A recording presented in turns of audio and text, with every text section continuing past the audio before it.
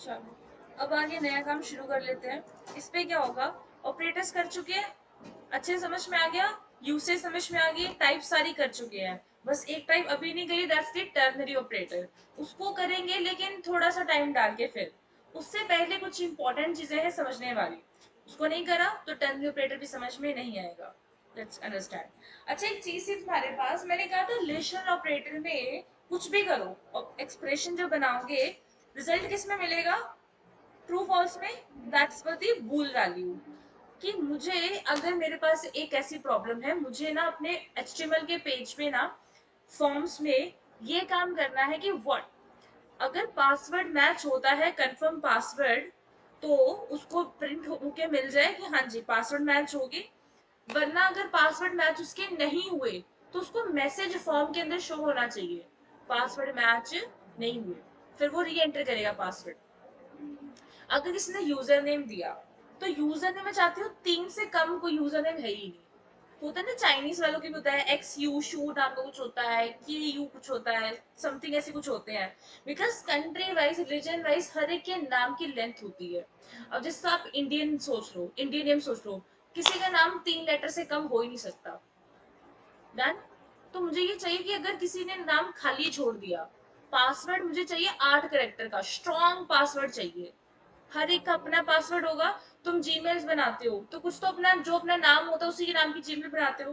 कई नाम कई अपनी जीमेल बड़े स्ट्रॉन्ग बनाते हैं, अंडरस्कोर डाल के, डॉट डॉट डाल के पूरा पैटर्न वो बनाते हैं। और ये चीज चाहिए होती है हमें कंपनी बेस के लिए। ठीक है। When we talk about security, जब हम एक strong password, strong user name, ये सारी चीजें किसके अंदर आती है, ऑथेंटिकेशन के अंदर। ठीक है। कि अगर आपने जो फॉर्म बनाया है, उस फॉर्म को भरने वाला व्यक्ति पूरे रूल्स को फॉलो करे, रूल्स यानी कि पूरी सिक्योरिटी मेजरमेंट्स को फॉलो करे, तो फिर जाके हम उसको आगे भेजें, वरना वो उस फॉर्म को फिल करता रह जाए। बात समझ में आई। इस तरीके की चीजें आप कैसे कर सकते हो, जावास्क्रिप्ट को यूज करके कर सकते हो। बट आपको ट्रू फॉल्स नहीं दिखाना, आपको प्रॉपर मैसेजेस दिखाने हैं। वो डायनेमिक काम होता है फ्लो कंट्रोल के साथ। बात समझ में आई? मैं चाहती हूँ कि ऐसा लॉजिक हो, अगर ए ग्रेटर हो बड़ा, ए ग्रेटर हो बी से, तो फिर प्रिंट होके मिले कि ए इज ग्रेटेस्ट, वरना तो बी ही इज ग्रेटेस्ट होगा। ठीक है जी। अगर पासवर्ड मैच होता है तो शो हो पासवर्ड मैच हुआ, एल्स पासवर्ड मैच नहीं हुआ। तुम लोगों ने मार्क्स लिए थे, अब अगर मैं उसके अंदर ये भी कैरी डाल दूं कि अगर बच्चे के मार्क्स 100 में से मार्क्स आने हैं, 100 में से हम कर रहे हैं, अगर बच्चे के मार्क्स 90 है तो उसको ग्रेड ए मिले, अगर उसके मार्क्स 80 तक आते हैं तो बी ग्रेड मिले, 70 तक आते हैं तो सी ग्रेड मिले, D E and so on. तो अगर इस तरीके से मुझे ग्रेडिंग सिस्टम भी करना है, then I need the flow control here. बात समझ में आई, कोई डाउट इसके अंदर। चलो सो मैंने सिंपल सा लॉजिक क्या कहा, एक ये जो इंडेक्स 3 है इसको कनेक्ट कर लेते हैं यहाँ पे। मैं इंडेक्स डॉट एचटीएमएल के साथ इसको कनेक्ट कर रही हूँ। तो स्क्रिप्ट एसआरसी, इसके अंदर हम करेंगे, शो नहीं हो रहा, शो क्यों नहीं हो रहा, how is it possible. Screen रुकी हुई है, स्क्रीन रुकी हुई है, रुको मैं भी भेज रहा हूँ।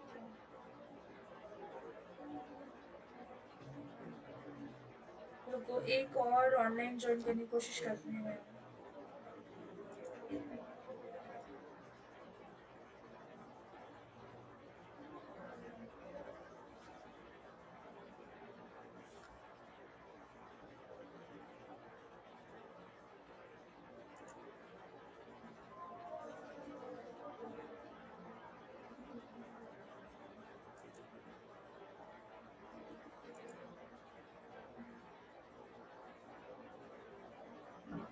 रुको मैं बंद करिए, मैं दोबारा ज्वाइन करती हूँ।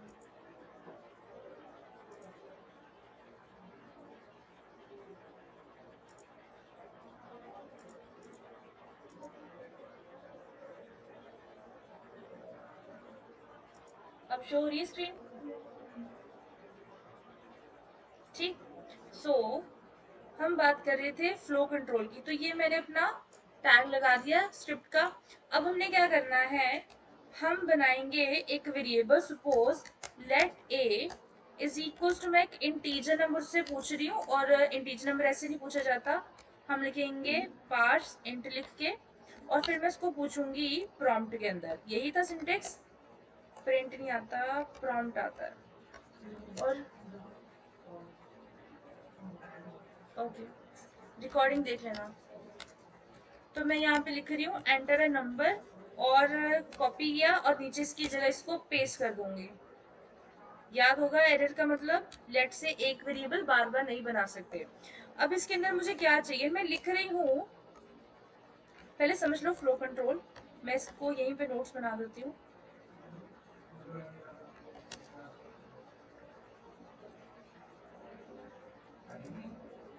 रिक्वेस्ट तो आ गई है, तुम लोगों ने बड़े टाइम से ज्वाइन किया है।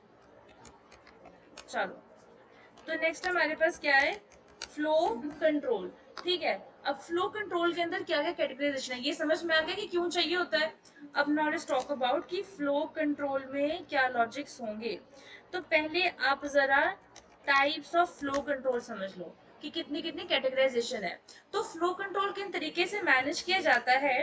देखो, पहला तरीका उसके अंदर होता है इफ एल्स, यानी कि आप यूज कर लो इफ स्टेटमेंट्स को। ठीक है, व्हाट हैपेंड, क्या हुआ, दोस्तों को याद आ रहा है क्या हुआ, आईपी में, आईपी की बुक होती थी। हाँ, जितना जल्दी इसको कर जाओगे, इसके बाद जो तीसरी चीज है ना, वो एचटीएमएल के साथ इंटीग्रेट करना ही है। पहले हम कोर कंसेप्ट सीख जाएंगे, उसके बाद एचटीएमएल के साथ ही पूरी रेंडरिंग होनी है। और थर्ड हमारे पास हो जाएगी जंपिंग स्टेटमेंट। ठीक है जी। अब सबसे पहले टॉक अबाउट कि जो इफ की स्टेटमेंट होती है, इफ का मतलब क्या होता है प्रोग्रामिंग में, नहीं डायरेक्ट हिंदी में इफ का मतलब क्या है। इसमें भी इतना टाइम, अगर अगर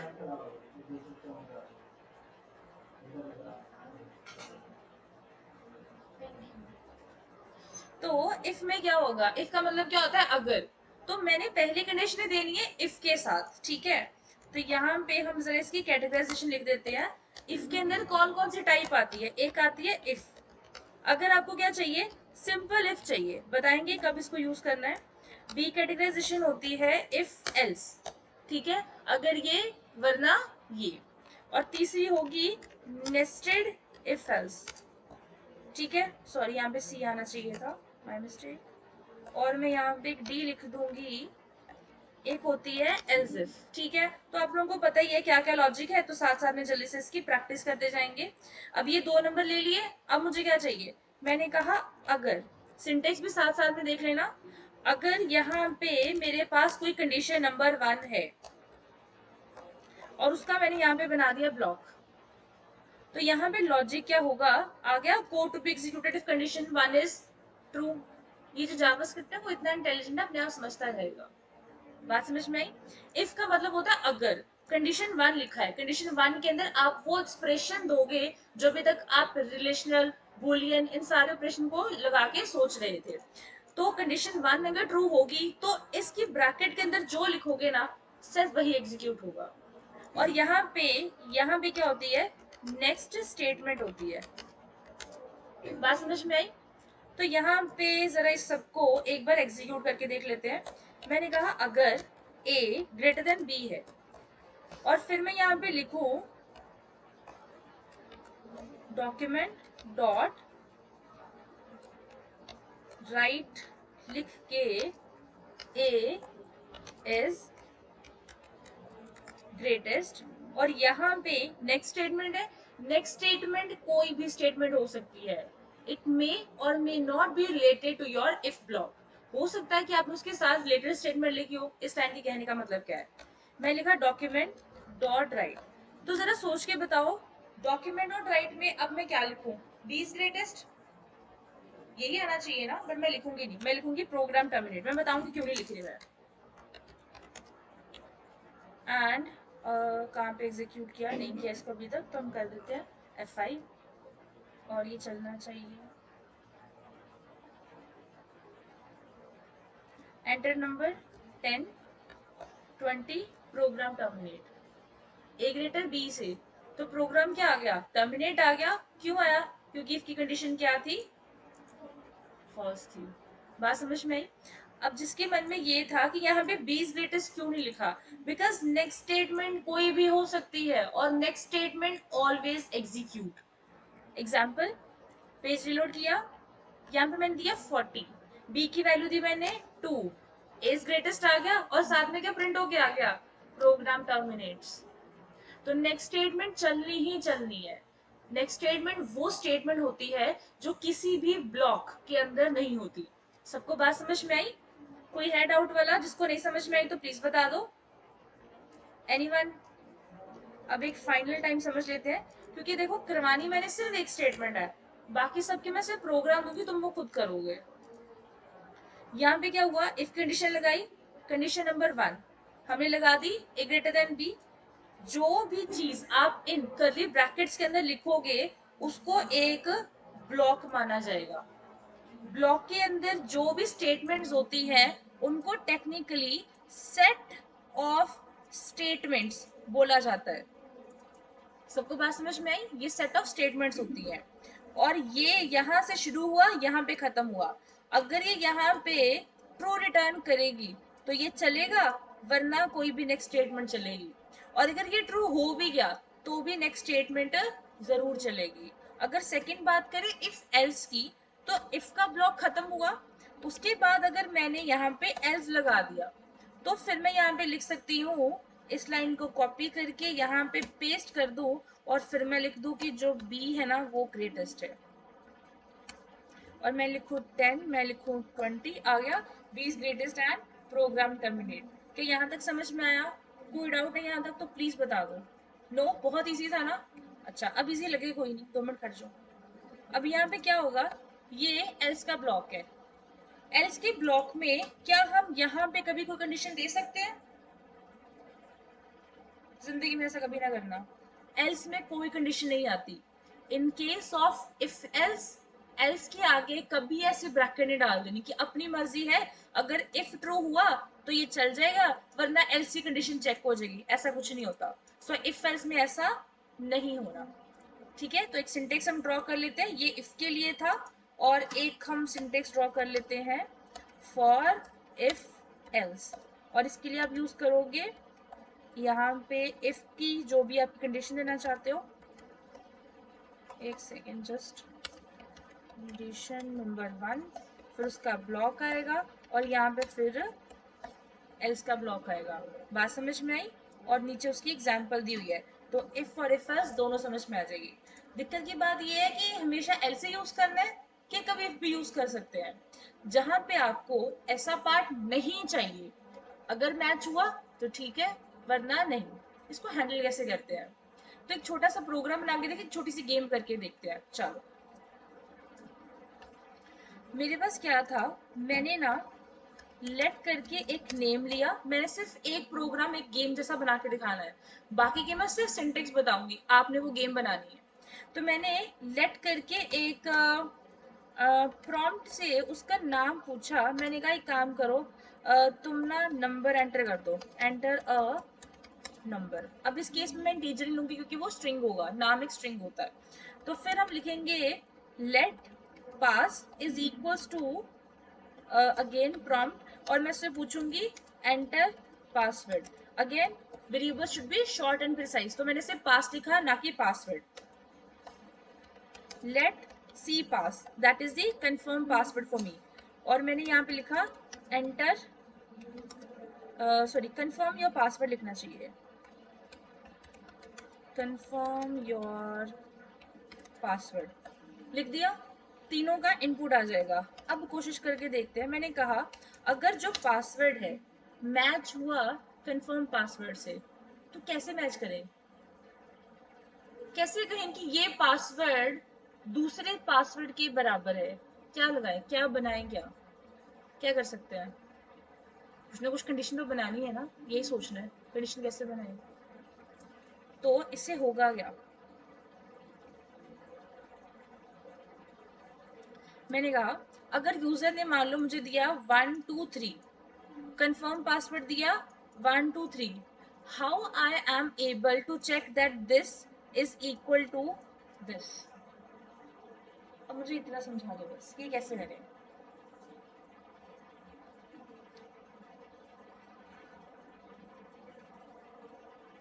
करा वो तुम लोगों ने, हिंट दूं, दो साइड्स है, left hand side right hand side, और जब left hand side right hand side के इक्वल करनी होती है तो क्या करते हैं।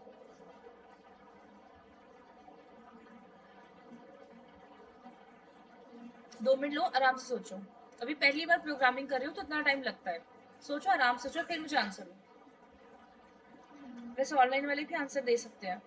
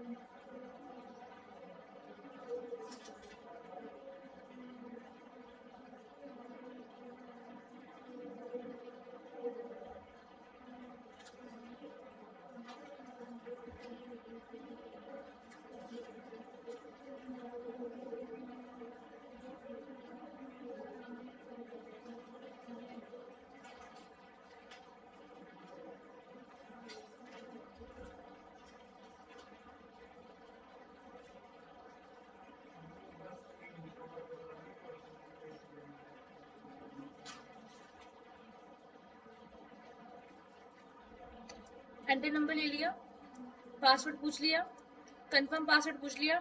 अब मैं कंडीशन में ऐसा क्या लिखूं कि ये पासवर्ड यूजर का मैं चेक करूं क्या इसके साथ इक्वल है कि नहीं, विच मीन्स ये क्या है पासवर्ड, ये क्या है कंफर्म पासवर्ड। मुझे ये चेक करना है कि दोनों इक्वल है कि नहीं।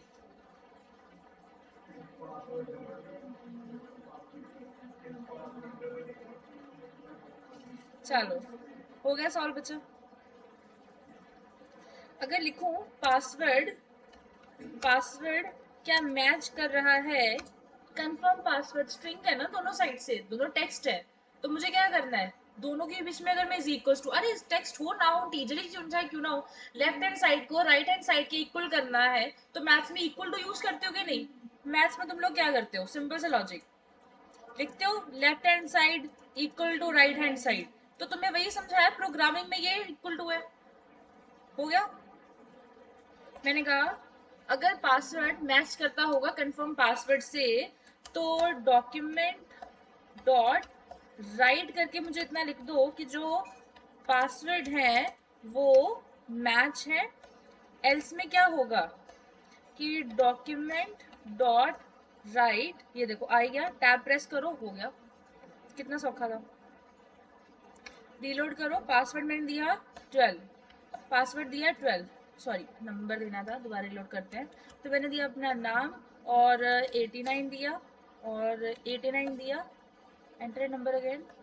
मैंने कुछ तो काम शायद ठीक नहीं किया, पासवर्ड ओके ओके ठीक है, ये नेम आ गया, नेम आ गया, एंटर है नंबर, मैं इसको रीलोड करूँगी, अगेन रीलोड, पासवर्ड हाँ, नंबर ऊपर, अच्छा ठीक है ओके, ये भी तो था एग्जीक्यूट हो रहा था, उसको किया।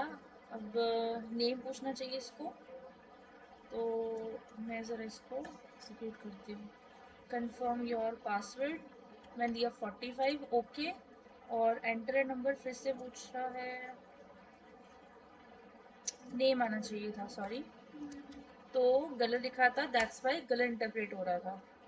45 67 एंटर नेम, तो मैंने अपना नाम दिया कुछ भी, okay, password 78 okay, confirm your password 78 okay, तो पासवर्ड क्या हो गया, मैच हो गया।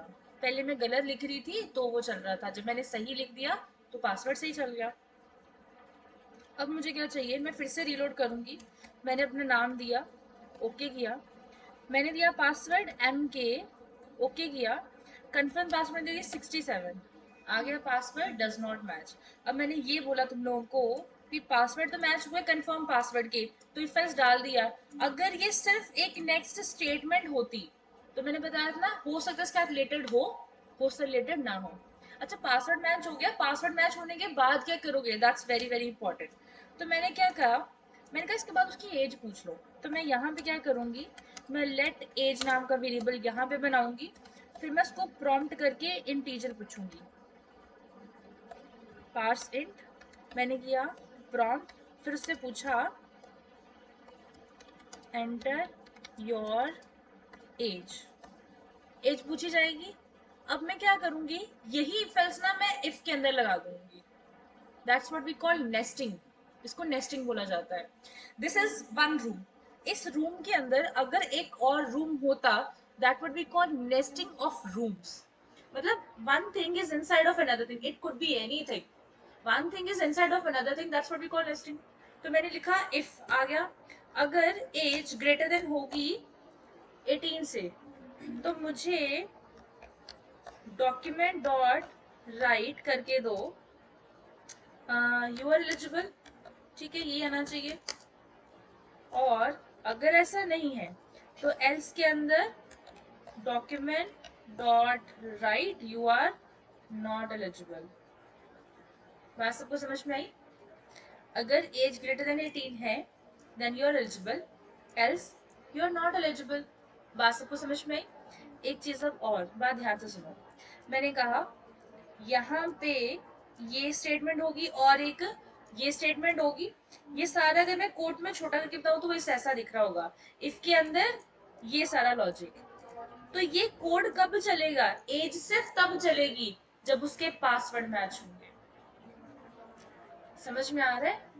अगर पासवर्ड ही नहीं मैच हुए तो कभी उसका एज क्राइटेरिया चेक ही नहीं होगा, विच मीन सपोज जैसे सिक्योरिटी के लिए 3 गेट लगे हुए हैं, अगर आपने पहला गेट ही नहीं क्रॉस किया आप तीसरे गेट तक पहुंच सकते हो? पहुंच ही नहीं सकते। What we are doing, gate ही बना रहे हैं तरीके के, that's what we call authentication. ठीक है जी।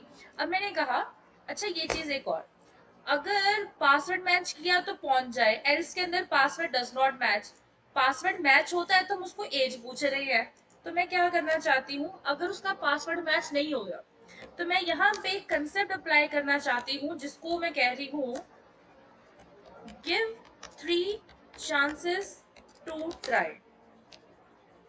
बात समझ में आई? अगर पहली बार पासवर्ड मैच नहीं हुआ, हो सकता है मैं टाइप में अच्छा कर रही थी बट कीबोर्ड से गलती से कुछ गलत प्रेस हो गया, ठीक है, तो उसको 3 चांस देने की, शायद तीसरी बार में जिससे पासवर्ड मैच नहीं हुआ ऑब्वियसली इसको पासवर्ड पता ही नहीं है।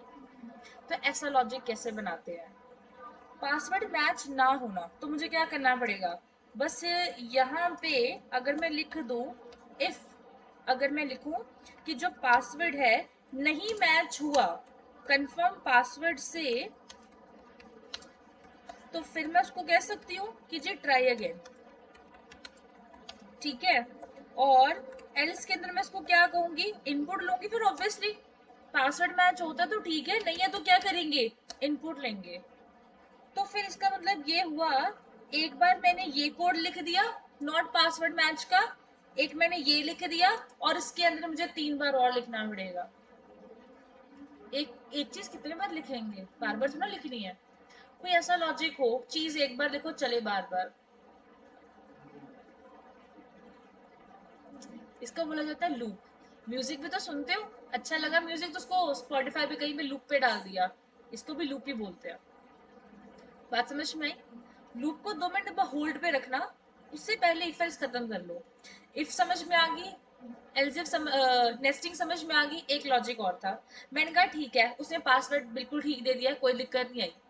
व्हाट इफ कि मुझे ये चेक करना है कि किसी चीज ने उसने कोई एम्प्टी तो नहीं छोड़ा, कुछ कम ज्यादा तो नहीं करा, वो हम कैसे कर सकते हैं, पासवर्ड चेक कर लो क्या मैच हो रहा है। तो मैं क्या करूंगी यहाँ पे एल्स इफ लगा दूंगी। मैं तुम लोग एक चीज बोली, एल्स के अंदर, एल्स के बाहर कभी कंडीशन नहीं देगी, बट जरूरत है कंडीशन की, हमें नेस्टिंग की जरूरत नहीं है। कोई ऐसा भी तो केस हो सकता है, वी डोंट वांट कि अगर ये चीज चलेगी तो नेक्स्ट चीज चलेगी वरना नहीं चलेगी, ऐसा कुछ कंसेप्ट हमें चाहिए नहीं।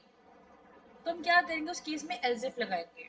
तो लिख लो जरा बड़े आराम से, एल्सिफ इज यूज्ड, लिखो जरा।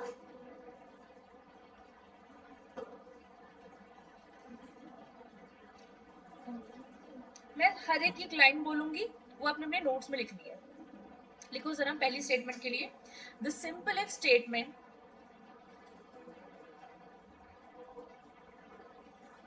The simple if statement is used, एक सेकंड रुक जाते हैं, तुम कर लो, जल्दी कर लो, बोलो. The simple if statement is used in such cases where we want to check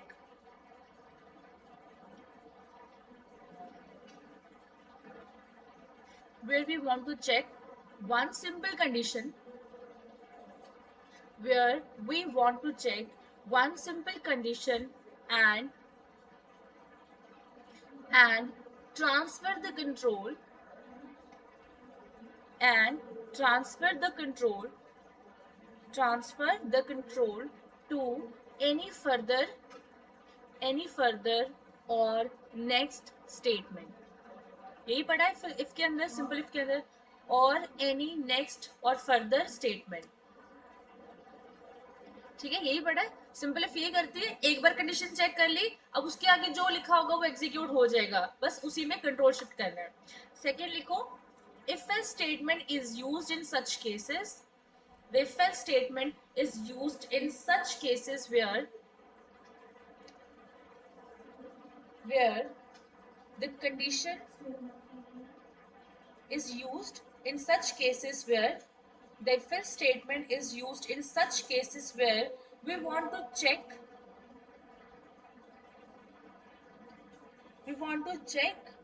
a particular condition, and make decisions.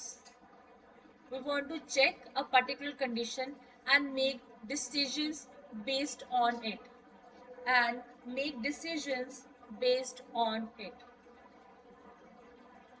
यही चीज सीखी इफ एल्स के अंदर. इफ अगर ट्रू होती है तो चलेगी, एल्स कुछ और चलेगा, और उसके अंदर भी हमने क्या कर देना, डिसीजन बना देने हैं. देन थर्ड लिखो, nested if else. NESTED, nested if else. The nested if else statement is used in such cases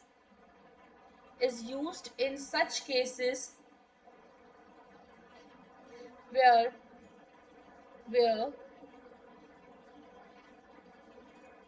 we want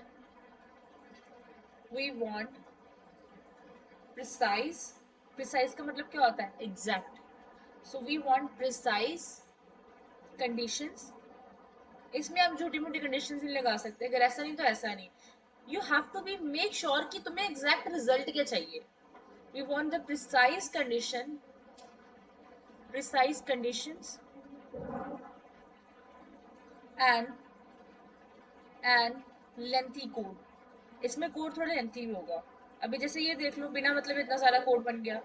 ठीक है कि नहीं. नेक्स्ट लिखो fourth, else if statement and lengthy code. Fourth लिखो, else if statement. This statement is used in such cases where we want to check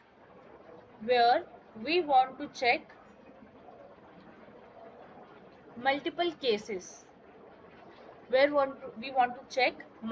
cases. ठीक है जी.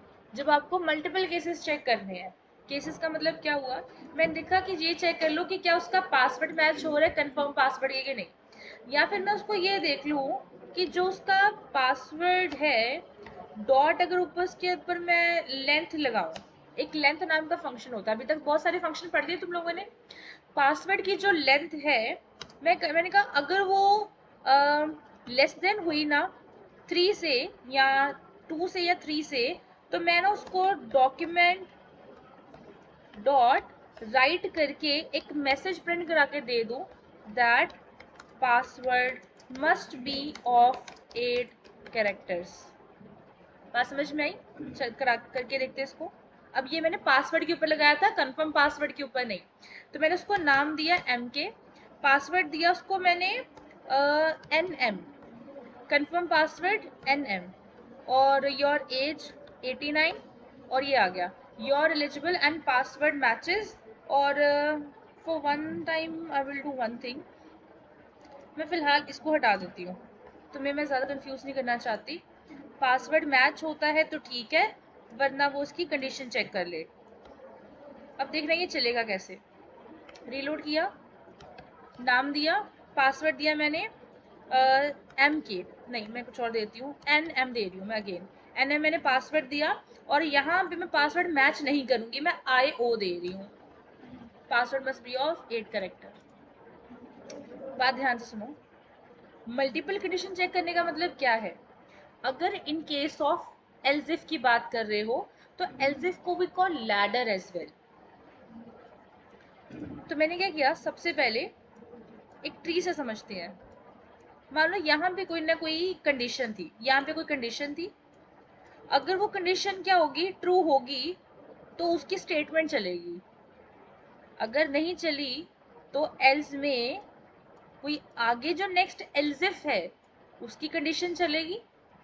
अगर वो ट्रू हुई तो उसका ब्लॉक चलेगा, एल्स के अंदर अगेन कोई और स्टेटमेंट के ऊपर कंट्रोल पास हो जाएगा, और ये चीजें रिपीट होती जाएगी जब तक वो फॉल्स करता जाएगा, वो चलता जाएगा।